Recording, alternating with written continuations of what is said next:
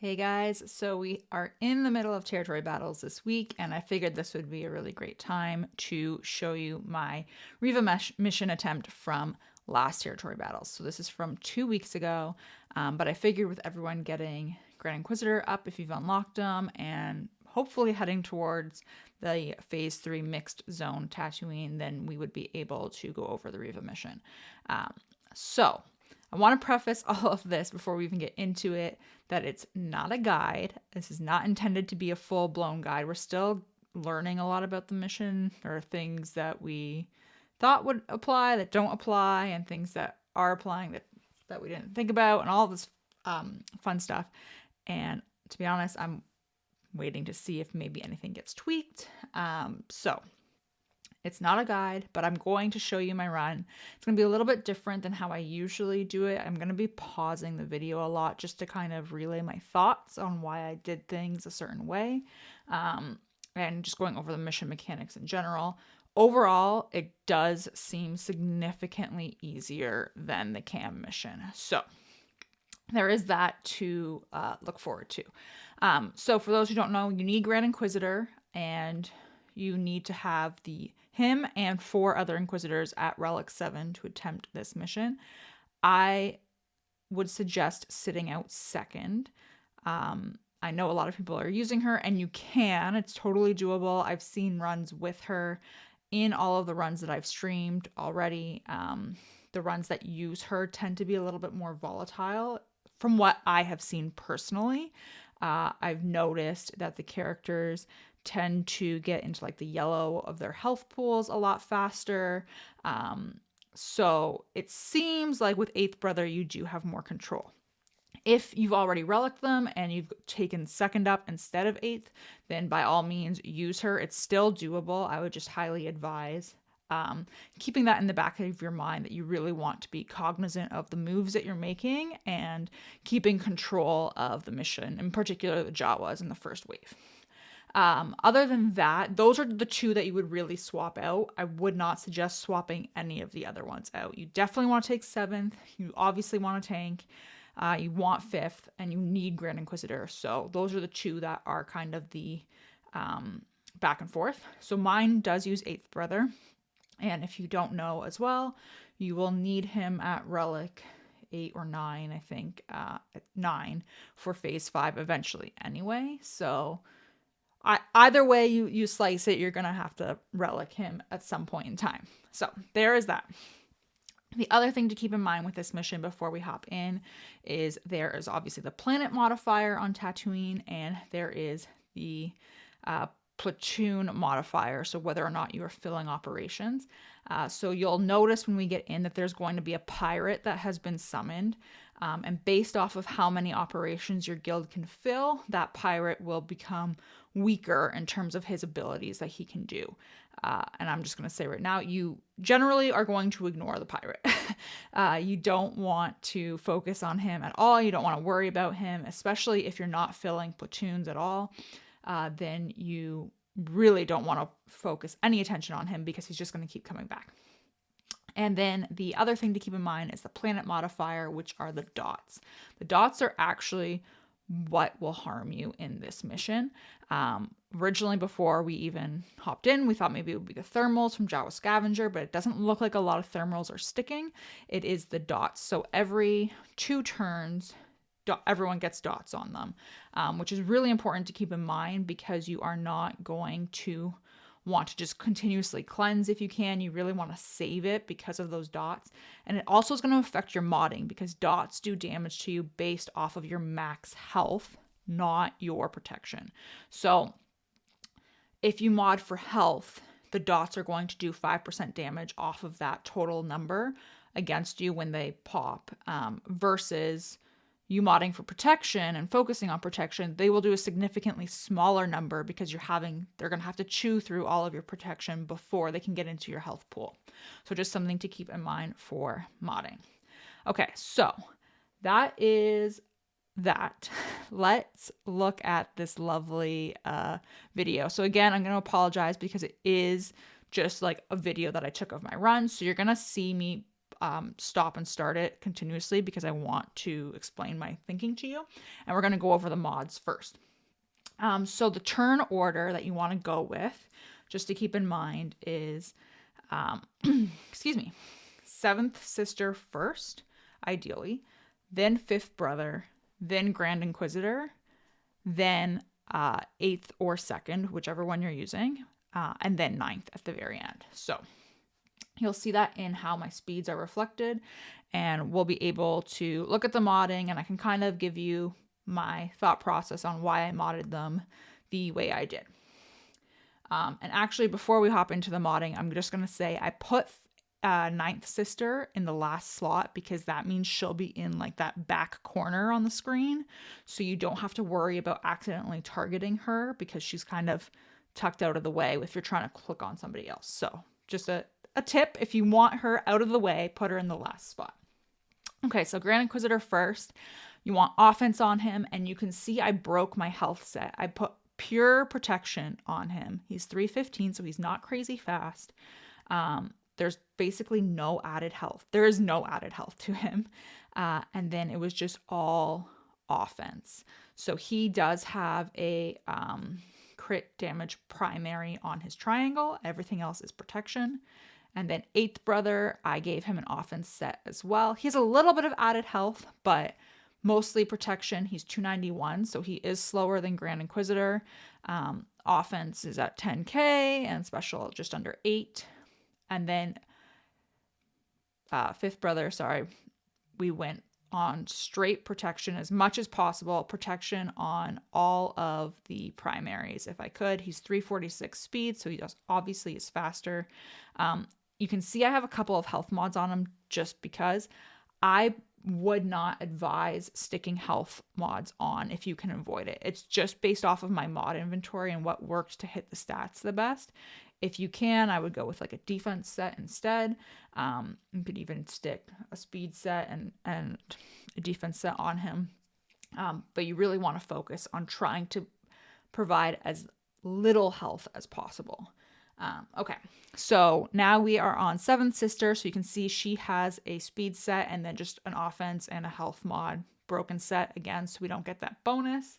And she is sitting at 351 speed, so she is the fastest. Again, obviously way more protection on her, protection primaries on everything that I could, except for the arrows. They were all speed. And then 9th sister sitting at 168,000 protection, 256 speed. So again, is the slowest. And I just kind of threw whatever mods on to make the protection as high as possible. So again, if you can, go with defense on 9th sister. I personally can't because of my inventory, but just to keep that in mind. So right off the bat, you should know the Jawas are going to most likely go first. I don't think I've seen a single run where you get to go first. Sometimes what will happen is it looks like 7th sister is going first, but it's really just her bonus turn kicking into effect, and it's not her going first from her unique. So the really great thing here, before we even get into it, is no one is stunned. And a lot of the time, you will get stunned on the opening. Tenacity isn't really helping a lot in these runs. I've seen people that have 150% plus tenacity on their characters and they get stunned. So it's kind of something that you just want to ignore and hope doesn't happen. If 5th brother, 7th sister, and Grand Inquisitor get stunned at the start, it's very, very dicey and hard to recover from. So you want to keep that in mind. But you can see here, no one got stunned. No one really has any extra tenacity from my modding. So we're good to go. And because no one is stunned, I'm being very particular about what I'm going to do. I want to use 7th sister's ability block right away. And I'm going to do it on Jawa. A lot of people will do it on Nebbit. I chose to do it on Jawa here because Jawa can stun you. And I did not want to get stunned. So I chose to ability block Nebbit. The other thought process behind this, ability block Jawa. The other thought process behind this is normally if Nebbit had taunted, you would use it on him to remove the taunt so that you could get around and attack the other Jawas. Because 5th brother isn't stunned, I know he has his Dispel available when he's going to be ready to go. So if Nebbit taunts, we'll be ready to Dispel it and go after whoever we want to. If Nebbit had taunted before Seventh Sister took her turn, I would have dispelled the taunt from Nebbit. So just to keep that in mind with my thought process. Okay, so it is Seventh Sister's turn again. I don't want to use the heal yet because it doesn't really look like I need to. And I want to go after Engineer because Engineer is the one that's going to be applying the thermals. So again, I'm not going to use her heal yet. And you really want, you can see the dots are adding up. You want to wait to cleanse if possible with Grand Inquisitor until you have 6 or more dots. So you'll see that when he takes his turn. Fifth Brother, obviously I just used his first special to cleanse all of the buffs that the Jawas had. So the really great thing with that is now Scavenger, who is in the back row between Nebbit and Jawa. He is the one that has stealth available to him, and Dacha does as well, but Scavenger more so. And he is the one with the unique that can apply thermals, which I don't think is working properly, but that is food for thought for another day. So again, I'm just trying to spread out Purge here as much as possible, and I'm going to torture Scavenger, and I want to get rid of Scavenger if I can. The more you can spread Purge out, the better. As soon as those Jawas are hitting 6 stacks of Purge, Grand Inquisitor gets a bonus turn. And the reason why that's important is because the more turns Grand Inquisitor gets, the faster his cooldowns are going to go, of course. But then also you'll be able to come back around to that cleanse more often with those dots continuously piling up on you. And you want to also keep in mind that if the enemy Grand Inquisitor is attacking, has 3 or more stacks of Purge, or more than 3 stacks of Purge, I should say, he'll take a bonus turn and hit them again. So that will also feed into you removing his cooldown or lowering his cooldowns so that you can cleanse if possible. So you can see his cleanse is obviously off cooldown because I haven't used it yet. Again, we don't want to use it because we're only at 5 stacks. So I'm going to just have a look here and see who we should hit and just try and bring up the stacks as much as possible. You want to do the AoE with Ninth Sister to put days out there. And then you're just going to keep going. So we're going to heal with 7th. And now that we have killed Scavenger, we can go all in and try to kill another Jawa. So we've cleansed the dots since we were over 6. And since Nebbit is taunting, we're going to go straight into Nebbit. The other thing you want to keep in mind here is a lot of the time the Jawas are just going to die themselves because they can't cleanse the dots off of them. So eventually you can see here I can't hit Dacha because she's stealthed, which means I have to hit the pirate.